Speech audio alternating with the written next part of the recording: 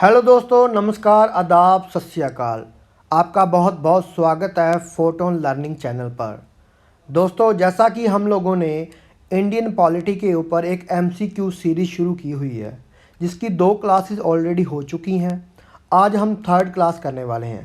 Third class के अंदर हम फंडामेंटल राइट्स के ऊपर 20 क्वेश्चन करेंगे। जैसा कि पहले भी 20-20 क्वेश्चन हर क्लास में हो चुके हैं, आज जो थर्ड क्लास है इसके अंदर फंडामेंटल राइट्स के टॉपिक को कवर किया जाएगा। तो ज़्यादा टाइम ना लेते हुए दोस्तों शुरू करते हैं। फर्स्ट क्वेश्चन जो है, which of the following is the मगन कार्टा ऑफ इंडिया। मगन कार्टा ऑफ इंडिया कौन है इनमें से? Fundamental right, preamble, directive principle, fundamental duties. तो राइट आंसर क्या होगा? राइट आंसर है फंडामेंटल राइट्स। अब देखिए मगन कार्टा क्या होता है, क्या मतलब है मगन कार्टा का। देखिए, ब्रिटिश एम्पायर के अंदर 1215 में किंग जॉन थे। तो किंग जॉन ने काफ़ी ज़्यादा हैवी टैक्सेस बैरन के ऊपर ला दिए थे। बैरन्स कौन से थे? बैरन जो होते थे लैंडलॉर्ड टाइप, जिनके पास काफ़ी ज़्यादा ज़मीनें थी। जो किंग जॉन माना जाता था वो काफ़ी हार्ड किंग माना जाता था, जो काफ़ी डिक्टेटर टाइप था। तो उसी के खिलाफ एक रेवोल्यूशन हुआ, जिसके अंदर 1215 के अंदर लंदन को कैप्चर कर लिया गया लैंडलॉर्ड्स द्वारा, और किंग जॉन के साथ एक नेगोशिएशन मीटिंग हुई, जिसके अंदर पहली बार एक ग्रेट चार्टर, एक कानून बनाए गए, जिसके अंदर राइट टू जस्टिस की बात की गई। उसी को मगन कार्टा बोला जाता था। तो फंडामेंटल जो राइट है वो भी राइट जस्टिस की बात करता है, वो भी फंडामेंटल जो तुम आपकी राइट्स की बात करता है। तो फंडामेंटल राइट जो है वो मगन कार्टा ऑफ इंडिया है। तो ये एक्सप्लेनेशन में देखिए, ये the great charter, Magna Carta meaning the great charter king during King John रेज। नेक्स्ट क्वेश्चन करते हैं, ये एक्सप्लेनेशन आप एक बार पढ़ लेना। नेक्स्ट क्वेश्चन करते हैं, which of the following statement is are correct? All the fundamental rights can be suspended during the operation of national emergency. पहली स्टेटमेंट है। दूसरी स्टेटमेंट है, the 6 rights granted by the article 19 can not be suspended only when emergency is declared on the grounds of war और external aggression only. तो इनमें से कौन सी स्टेटमेंट राइट है? तो पहली स्टेटमेंट, तो all the fundamental rights can be suspended, this statement is wrong, because article 20 and 21 ये कभी भी सस्पेंड नहीं होते। और दूसरी स्टेटमेंट क्या है? The 6 rights granted by article 19 can not be suspended only when emergency is declared on the ground of war और एक्सटर्नल एग्रेशन।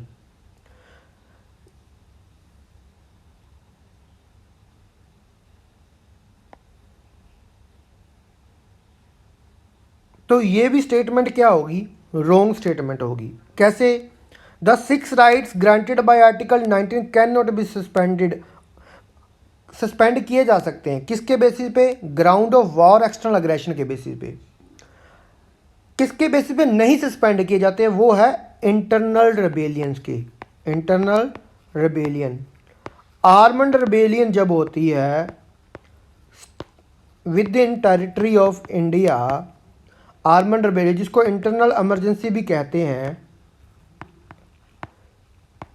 उसी दौरान कोई भी फंडामेंटल राइट सस्पेंड नहीं होता। तो ये स्टेटमेंट भी क्या है? रॉन्ग है। तो राइट आंसर क्या होगा? D, neither 1 nor 2। Next question, sorry, इस एक्सप्लेनेशन देख लीजिए। Fundamental rights can be suspended during the operation of national emergency except the right granted by article 20। Article 20 protection in respect of conviction for offences and 21 protection of life and personal liberty. ये 2 article कभी भी suspend नहीं होते। 6 rights granted by article 19 कौन कौन से हैं वो? Speech and expression, assembly, movement, residence, profession.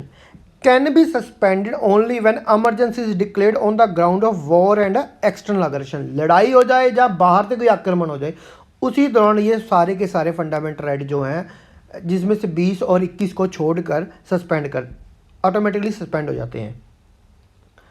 Not on the grounds of armed rebellion, तो आर्मेंड रिबेलियन के बेसिस पे सस्पेंड नहीं किए जा सकते। नेक्स्ट क्वेश्चन है, article 12 has defined the term state for the purpose of fundamental rights, which of the following is are included in the term state. तो जो टर्म स्टेट है, देखिए फंड गवर्नमेंट्स क्या करती हैं, कानून बनाती हैं, गवर्नमेंट लॉज बनाएगी, और लॉज को जब चैलेंज करेगी, चैलेंज करना है कि वो लॉ कोई फंडामेंटल राइट्स को वायलेट करता है या नहीं करता, तो जो वर्ड स्टेट है किसके द्वारा लॉ बनाया गया है, वो कोर्ट में हमें चैलेंज करना है। तो जो स्टेट टर्म्स है उसको डिफाइन करना बहुत ज़रूरी था। तो आर्टिकल 12 जो है वो स्टेट वर्ड को डिफाइन करता है। तो इनमें से कौन कौन से वो वर्ड्स हैं जो स्टेट टर्म्स में आते हैं। तो सबसे पहले है पार्लियामेंट, पंचायत, LIC या ऑल दी अबोव। तो राइट आंसर है all of the above.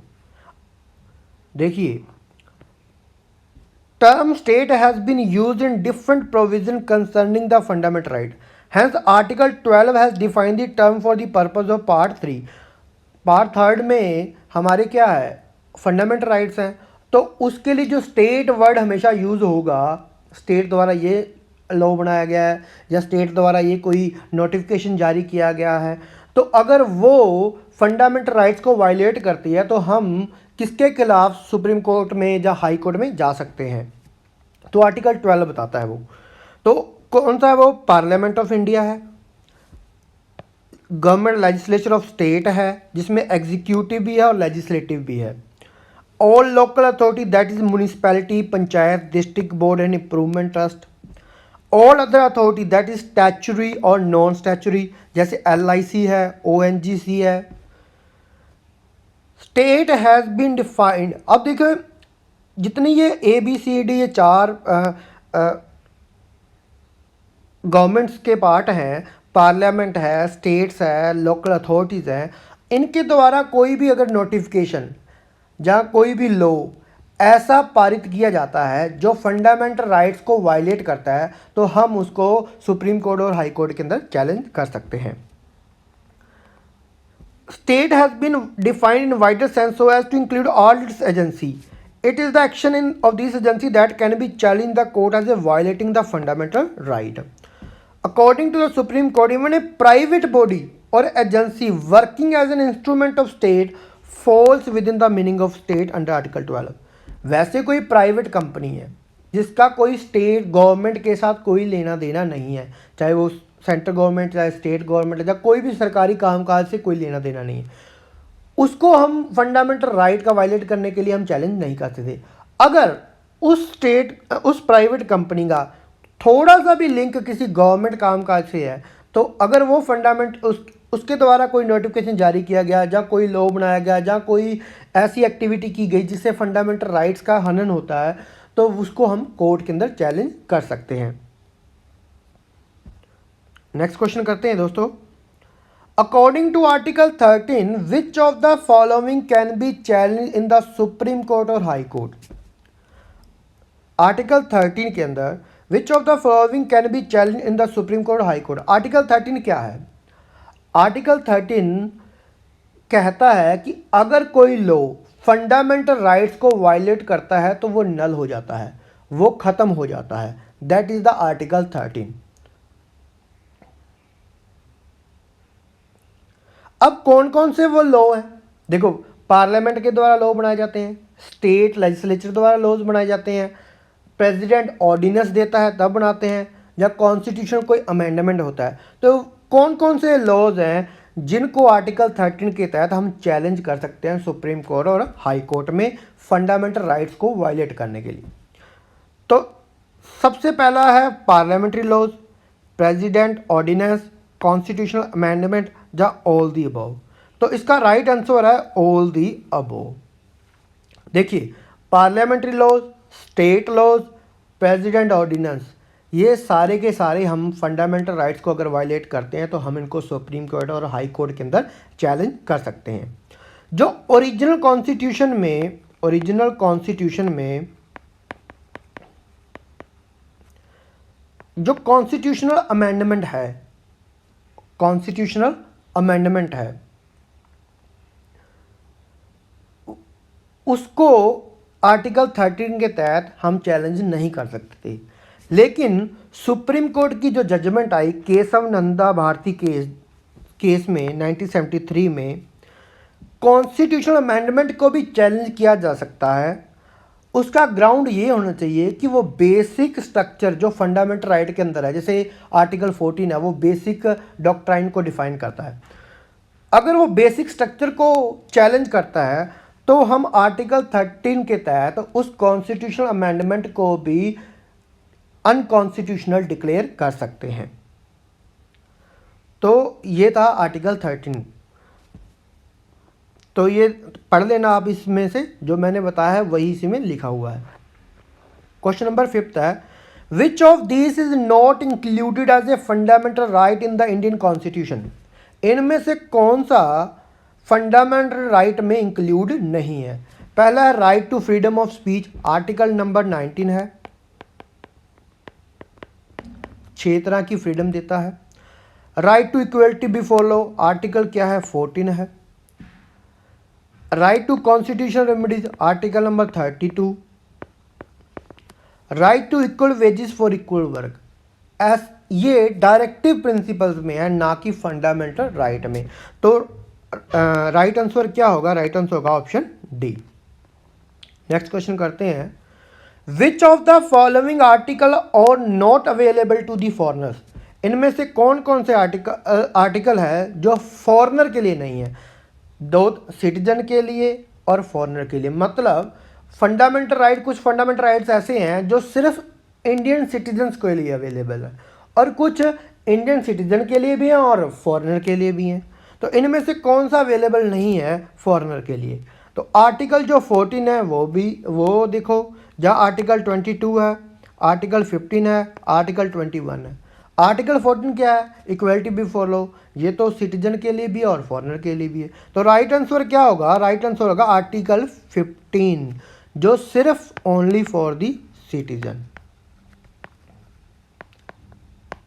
Article 15 क्या है? आर्टिकल 15 है discrimination on the basis of race, caste, sex, place के बारे में जो डिफाइन करता है आर्टिकल 15। तो आर्टिकल 15 हम प्लेस के बेसिस, तो ये फॉरनर के लिए नहीं है। तो देखते हैं कौन कौन से आर्टिकल हैं जो फॉरनर के लिए अवेलेबल हैं और सिटीजन के लिए भी अवेलेबल है। Fundamental right available only to the citizen and not to the foreigners. Prohibition of discrimination on the grounds of religion, race, caste, sex or place of birth, that is article 15. Equality of opportunity in matter of public employment, article 16. भी नौकरियाँ किसको मिलेंगी? वो तो Indian citizen को ही मिलेंगी। Article 3, protection of 6 right regarding freedom of speech and expression, assembly, association, movement, residence and profession, article 19। ये भी सिर्फ किसके लिए है? सिटीजन के लिए। Protection of language, script and culture of minority, article 29। और right of minority to establish and administer educational institution, article 30। ये फंडामेंटल राइट अवेलेबल है ओनली सिटीजन के लिए। और fundamental right available to both citizen and foreigner, equality before law and equal protection of law, protection in respect of conviction of offences, सबको अधिकार है। Protection of life and personal liberty, ये भी है article 21। Right to elementary education, article 21 है, ये भी foreigner के लिए अवेलेबल है। Protection against arrest and detention in certain cases, article 22, ये दोनों के लिए है। तो ये सारे आर्टिकल आप 1 बाय 1 आप देख लेना, ये सारे के सारे आर्टिकल फंडामेंटल राइट जो बोथ सिटीजन एंड फॉरनर के लिए अवेलेबल है। तो इनमें से एक आधा क्वेश्चन जरूर लगता है, तो आप इसको ध्यान से पढ़ लीजिएगा। नेक्स्ट क्वेश्चन करते हैं, क्वेश्चन नंबर 7।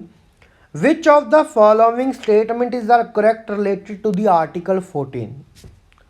इनमें से कौन सा स्टेटमेंट आर्टिकल 14 क्या है? Equality before law and equal protection of law. अब देखते हैं कॉन्सेप्ट ऑफ इक्वल, पहली स्टेटमेंट क्या है? Concept of equality before law is of American origin, और while the concept of equal protection of law has been taken from the British Constitution. Second statement है the rule of equality before law is absolute. तो इनमें से कौन सा right answer है? देखिए पहली स्टेटमेंट रॉन्ग है, बिकॉज इक्वलिटी बिफोर लॉ जो है वो हमने ब्रिटिश कॉन्स्टिट्यूशन से लिया है, और जो इक्वल प्रोटेक्शन ऑफ लॉ है वो लिया हमने अमेरिकन कॉन्स्टिट्यूशन से। तो हमने इसमें स्टेटमेंट में उल्टा लिखा था, तो इसलिए स्टेटमेंट रॉन्ग है। Rule of equality before law is absolute, ये भी गलत है, बिकॉज एब्सोल्यूट नहीं है। कुछ ऐसी डेजिग्नेशन है इंडिया के अंदर जिनको इक्वलिटी ऑफ बिफोर लॉ में या आर्टिकल 40 के तहत इम्यूनिटी है। एग्जाम्पल के तौर पे प्रेसिडेंट को अरेस्ट नहीं किया जा सकता, गवर्नर को अरेस्ट नहीं किया जा सकता, गवर्नर और प्रेसिडेंट के ऊपर क्रिमिनल केसेस नहीं चलाए जा सकते। ऐसे ही न्यूज़पेपर के अंदर कुछ भी लिख दोगे, कोई भी न्यूज़पेपर है, न्यूज़पेपर वालों के ऊपर आप इक्वलिटी बिफोर लॉ के तहत आर्टिकल 14 के तहत देखो एक रेस्ट्रिक्शंस है। जैसे आपको जैसे एक एग्जांपल के तौर पे न्यूज़पेपर में आपने कोई न्यूज़ छापी है, उससे किसी को डिफेमेशन हुई है, तो आप आर्टिकल 14 के तहत अगर कोई और पर्सन करता तो उसके ऊपर डिफेमेशन केस लग सकता था, लेकिन न्यूज़पेपर वालों के लिए ये क्या कि इम्यूनिटी का काम करती है। ऐसे ही जितने भी फॉरेन डिप्लोमेट्स हैं उनके लिए भी इम्यूनिटी का काम है। जैसे उनके ऊपर क्रिमिनल केसेस नहीं किए जा सकते, लेकिन दूसरे पर्सन के ऊपर क्रिमिनल केसेस किए जा सकते हैं। तो इसका राइट आंसर रखेगा नेदर 1 नेदर 2। देखिए equality before law and equal protection of law, अब इस टर्म्स को भी हम समझते हैं। Equality before law and equal protection of law का मतलब क्या है? इक्वलिटी बिफोर लॉ हमने ब्रिटिश कॉन्स्टिट्यूशन से लिया है। इसका मतलब क्या है कि कानून के सामने चाहे कोई अमीर है, चाहे कोई गरीब है, चाहे कोई बड़ा है, चाहे कोई छोटा है, सभी के सभी इक्वल हैं। मान लो कोई क्रिमिनल अफेंस करता है, अगर उसकी सज़ा 5 साल है तो वो चाहे अमीर है, चाहे गरीब है, चाहे वो बूढ़ा है, चाहे वो जवान है, सबको बराबर मिलती है। ये है इक्वलिटी बिफोर लॉ। और इक्वल प्रोटेक्शन ऑफ लॉ क्या है? ये हमने अमेरिकन कॉन्स्टिट्यूशन से लिया है। इक्वल प्रोटेक्शन ऑफ लॉ में क्या है कि जैसे आप लोगों ने टैक्स भरना है, जो गरीब है वो अपनी कमाई के हिसाब से टैक्स पे करता है, और अमीर अपनी कमाई के हिसाब से टैक्स पे करता है। लेकिन अगर इक्वलिटी ऑफ बिफोर लॉ होता तो उसमें क्या होता? उसमें हम उस डॉक्ट्राइन में क्या होता कि दोनों को बराबर टैक्स पे करते, चाहे कोई ज़्यादा कमा रहा है चाहे कोई कम कमा रहा है। लेकिन यहाँ पे क्या है, जो जितना पेइंग कर सकता है वो उतना टैक्स पे करेगा। ये वन ऑफ द एग्जाम्पल है। तो इसी तरह इक्वलिटी बिफोर लॉ और इक्वल प्रोटेक्शन ऑफ लॉ दोनों डॉक्ट्राइन है हमारे कॉन्स्टिट्यूशन के अंदर।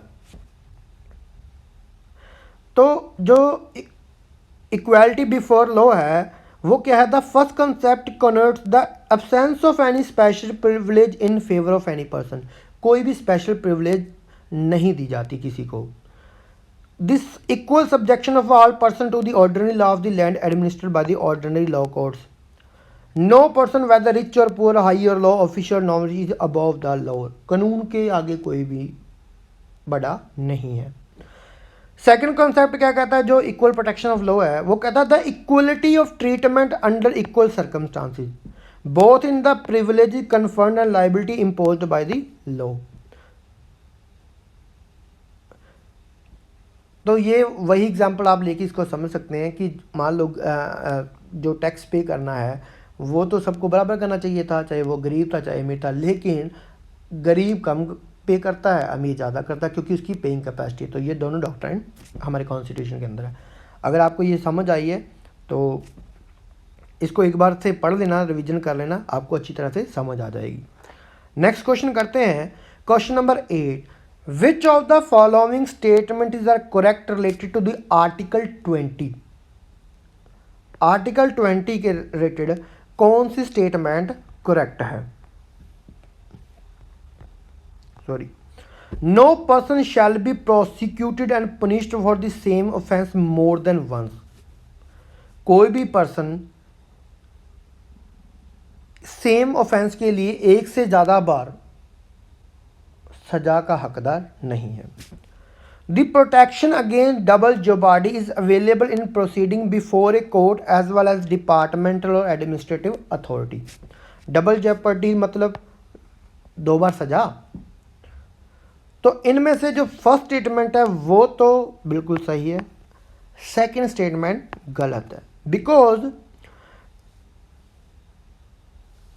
protection against double jeopardy is available in proceeding before a court only और judicial tribunal.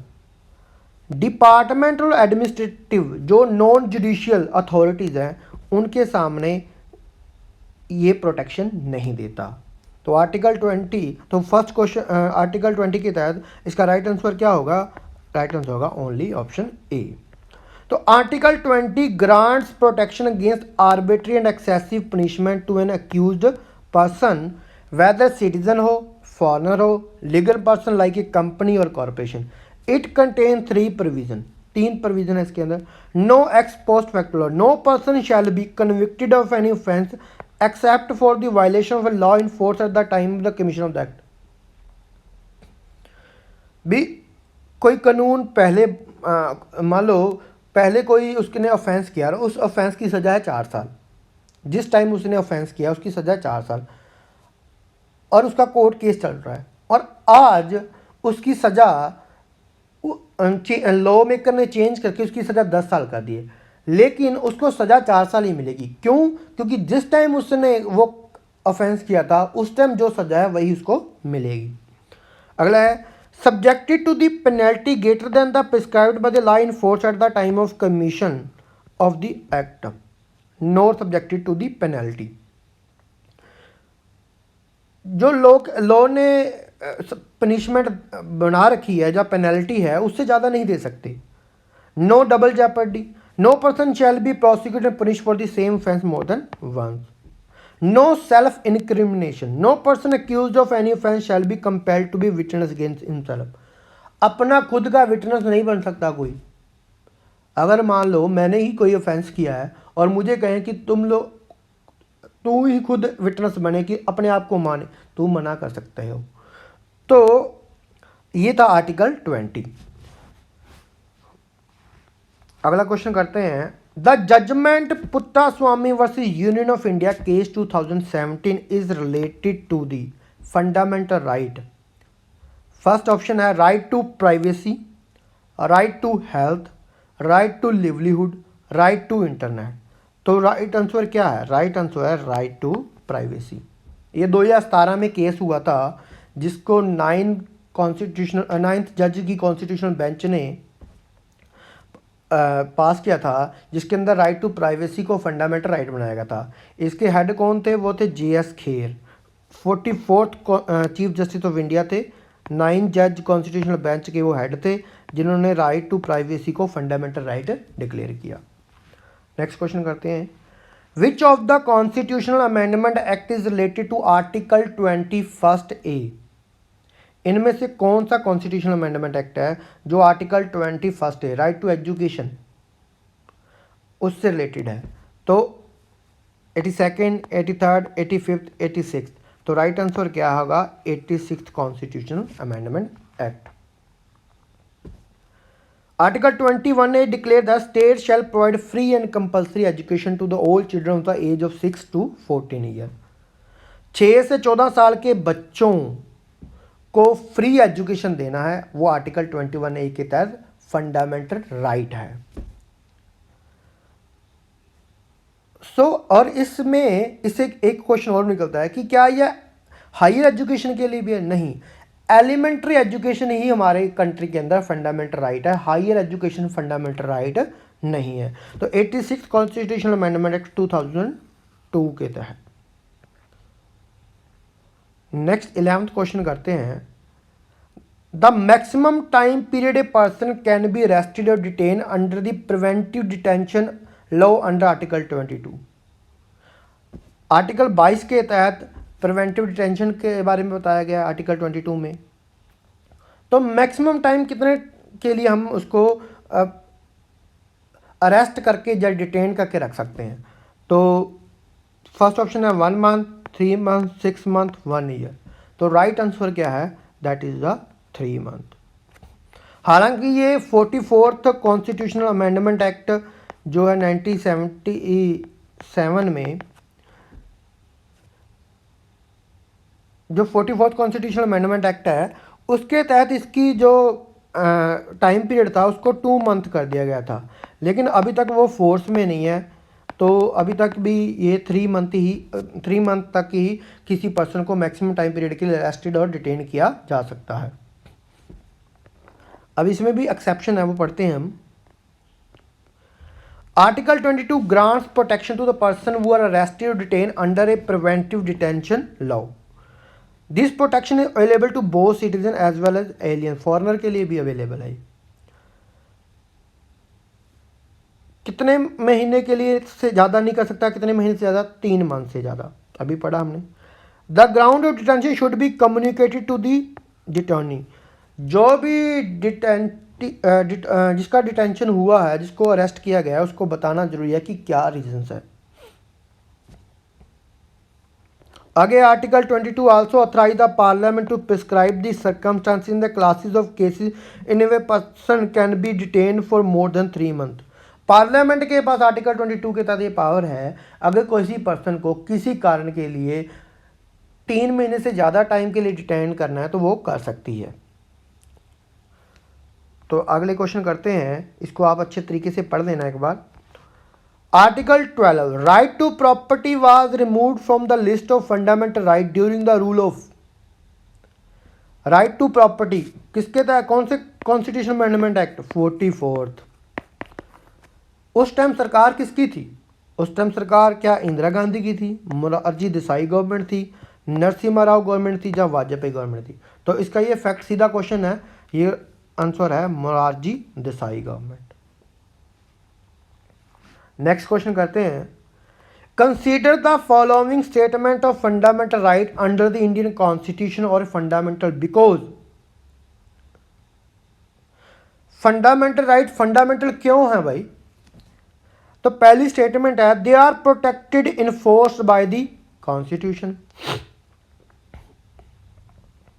They are suspended only in the manner prescribed by the Constitution. They are enforceable against the state. They cannot be amended. Fundamental क्यों है भाई? हमें पता है fundamental right को कौन protect करता है? कॉन्स्टिट्यूशन इटसेल्फ करता है। आर्टिकल 32 क्या है? Constitutional remedy.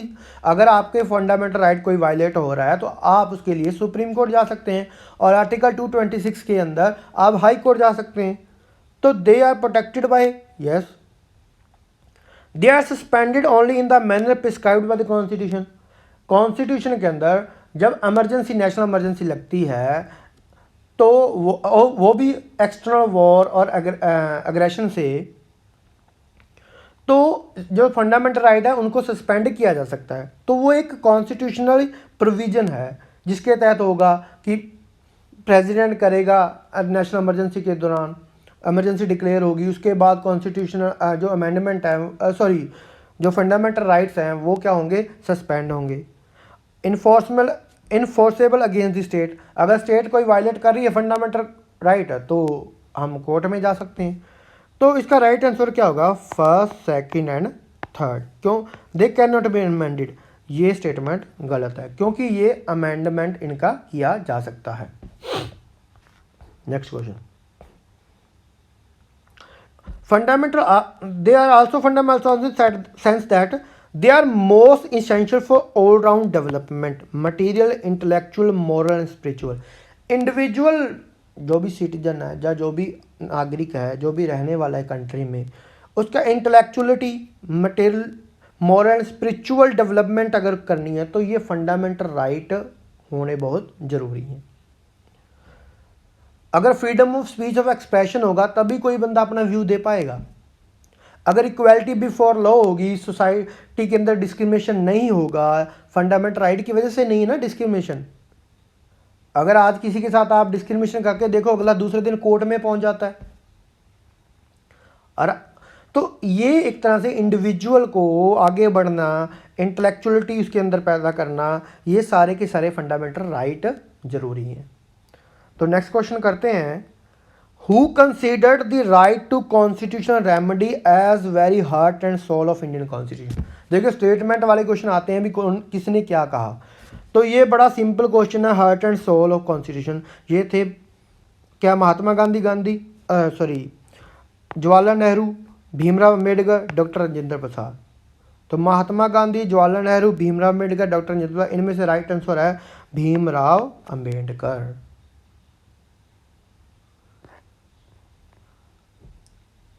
Article 32 confer the right to remedies for the enforcement of the fundamental right. देखो आर्टिकल 32 क्या है, इटसेल्फ ए फंडामेंटल राइट, वो खुद एक फंडामेंटल राइट है।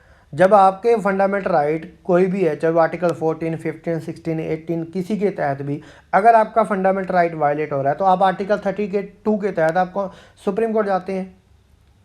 तो आर्टिकल 32 इटसेल्फ ए फंडामेंटल राइट। तो यही है, इसी वजह से डॉक्टर भीमराव अम्बेडकर ने कहा कि ये the heart and soul of constitution.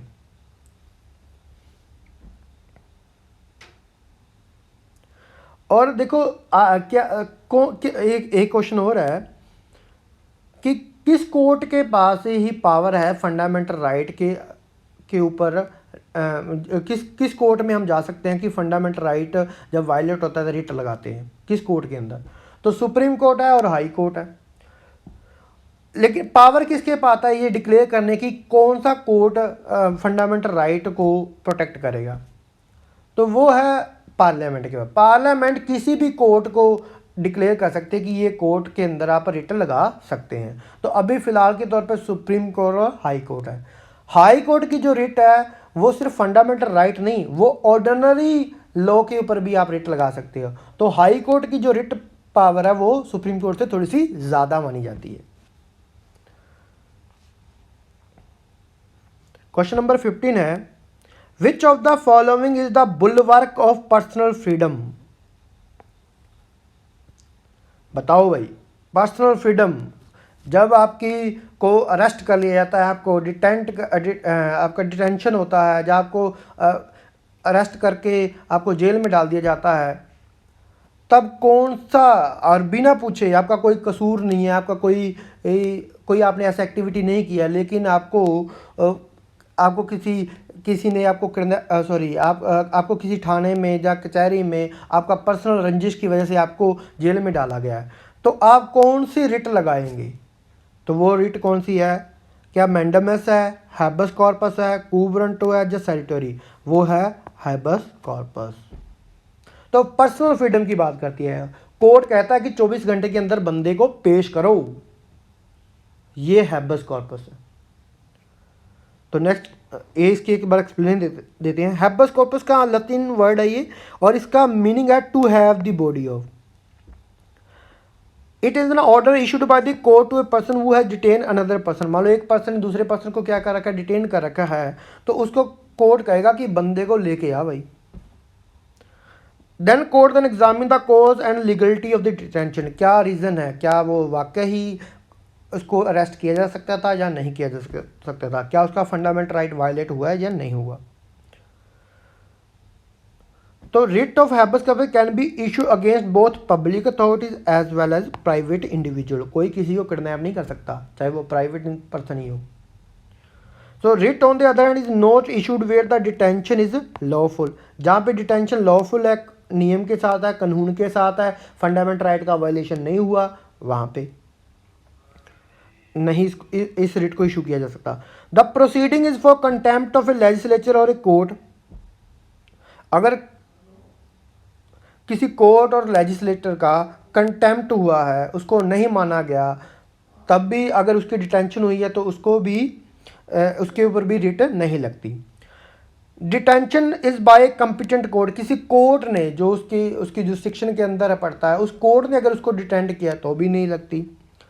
Detention is outside the jurisdiction of the court, मान लो एक हाई कोर्ट है, हाई कोर्ट है हरियाणा का, और हरियाणा से बाहर हुई है अगर डिटेंशन, तो हाई कोर्ट की जुरिस्डिक्शन के अंदर वो एरिया नहीं है, इसलिए वहाँ पे हाई कोर्ट के अंदर हम हैबस कॉर्पस नहीं लगा सकते। हम कहाँ पे लगाएंगे? दोस्तों क्वेश्चन नंबर 16 करते हैं।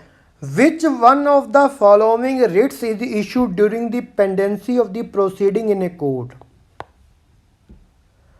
हायर कोर्ट जब लोअर कोर्ट को ये कहता है कि ये केस मुझे दे दो, आपके बस का काम नहीं है एक तरह से, तो उस टाइम कौन सी रिट लगती है? तो वो रिट लगती है, क्या मैंडेमस लगती है, या सेरिटोरी लगती है, या प्रोहिबिशन, या कोवरेंटो? तो राइट आंसर है इसका, राइट आंसर है बी, सेरिटोरी। देखिए ये टर्म मुझे थोड़ा बोलना नहीं आता, लेकिन मैं ये सेरिटोरी ही बोलता हूँ, ये थोड़ा सा कन्फ्यूजिंग वर्ड है। तो देखते हैं सेरिटोरी का मतलब क्या होता है। इसका मतलब होता है to be certified or to be informed. It is issued by the higher court to the lower court or tribunal either to transfer a case pending with the latter to itself or to squash the order of latter in a case. अगर आपसे ये case solve नहीं हो रहा तो ये case higher authority को दे दो। हायर अथॉरिटी ये केस अपने आप मंगवा लेती है जब उनको लगता है कि वहाँ पे जस्टिस नहीं मिल रहा, प्रॉपर तरीके से फंडामेंटल राइट को जस्टिफाई नहीं किया जा रहा, तब हायर अथॉरिटी जो होती है, हायर कोर्ट होता है, वो लोअर कोर्ट से वो केस ले लेता है। तो ये कौन सी रिट के तहत होता है? ये सेरिटोरी रिट के तहत होता है। Writ of certiorari could be issued only against judicial, quasi judicial authority, judicial होगी जैसे, क्वासी जुडिशियल जैसे ट्रिब्यूनल हो गए उनके against, not against administrative authority. But now 1991 के अंदर सुप्रीम कोर्ट की एक जजमेंट आती है। सुप्रीम कोर्ट की जजमेंट में ये कहा जाता है कि सिर्फ जुडिशियल अथॉरिटी या क्वासी जुडिशियल अथॉरिटी नहीं, एडमिनिस्ट्रेटिव अथॉरिटी के अगेंस्ट भी ये रिट लग सकती है इंडिविजुअल्स के राइट को प्रोटेक्ट करने के लिए। तो नेक्स्ट क्वेश्चन करते हैं। क्वेश्चन नंबर है 17। हु कैन एब्रोकेट और extract the fundamental right of member of armed forces, paramilitary forces, intelligence agency and analog forces? तो आर्टिकल जो 33 है वो fundamental rights of armed forces की बात करता है। देखिए आर्मड फोर्सेस, पुलिस फोर्सेस, जहाँ पैरामिलिट्री फोर्सेस, इनका नेचर क्या होता है? इनका नेचर होता है कि डिसिप्लिनरी फोर्सेस है, और डिसिप्लिन में जब किसी को मेंटेन रखने के लिए कुछ ना कुछ फंडामेंटल राइट्स को कॉम्प्रोमाइज़ करना पड़ता है। एग्जाम्पल के तौर पे बहुत हार्ड ट्रेनिंग होती है, हैश ट्रेनिंग के अंदर उसको ट्रेंड किया जाता है, कई बार उनको खाना तक नहीं मिलता है, वो लग्जरी लाइफ जब वो फैसिलिटीज़ उनको नहीं मिलती है, कई बार उनको बोलने का आर्मी के खिलाफ या आर्मी के बारे में या कोई भी अंदरूनी जो बातें हैं उनको आगे रखने में उनको रोका जाता है। तो ये फ्रीडम ऑफ स्पीच का वायलेशन ही है एक तरह से। लेकिन डिसिप्लिन मेंटेन करने के लिए फंडामेंटल राइट्स को कॉम्प्रोमाइज़ किया जाता है आर्म्ड फोर्सेस के अंदर। तो वो पावर किसके पास है? वो पावर एब्रोकेट करने की, फंडामेंटल राइट जो उसके अंदर काम कर रहे हैं उनके इंडिविजुअल्स के राइट को एब्रोकेट, एक्सट्रैक्ट करने की पावर किसके पास है? वो पावर है क्या प्रेसिडेंट के पास है, पार्लियामेंट के पास है, सुप्रीम कोर्ट के पास है, या नन ऑफ द अबव? तो राइट आंसर क्या होगा? राइट आंसर होगा parliament. Article 33 empower the parliament to restrict or abrogate the fundamental rights of the member of armed forces, paramilitary forces, police forces. The objection of this provision is to ensure the proper discharge of their duty and maintenance of discipline among them. उनकी duties, उनकी discipline maintain करने के लिए ये उनके fundamental rights को abrogate किया जाता है, वो पावर है पार्लियामेंट के पास।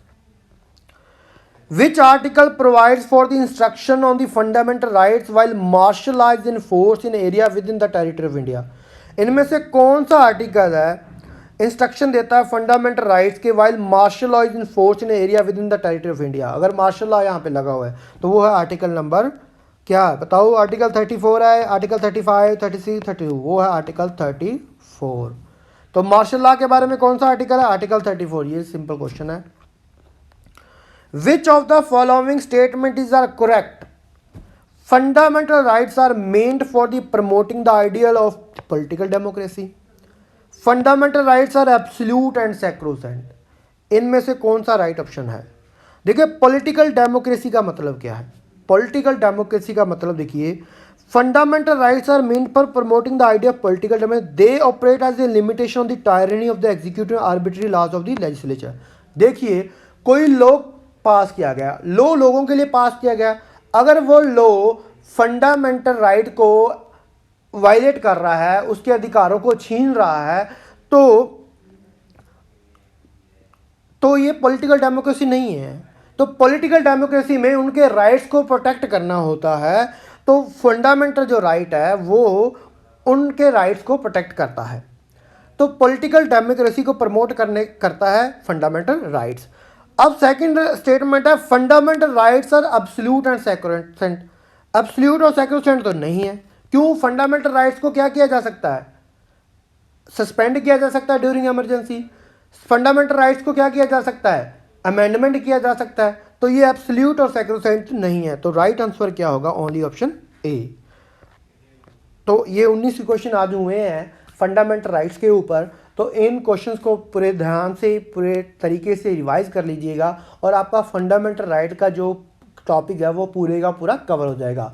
अब हम नेक्स्ट वीडियो में मिलते हैं, जिसके अंदर हम directive principles of state policy, fundamental duties के चैप्टर को कवर करेंगे। धन्यवाद दोस्तों। अगर आपको ये वीडियो अच्छी लगी ये सीरीज, तो प्लीज़ इसको लाइक और सब्सक्राइब कीजिए, अपने दोस्तों के साथ शेयर कीजिए। मिलते हैं नेक्स्ट वीडियो में। Thank you.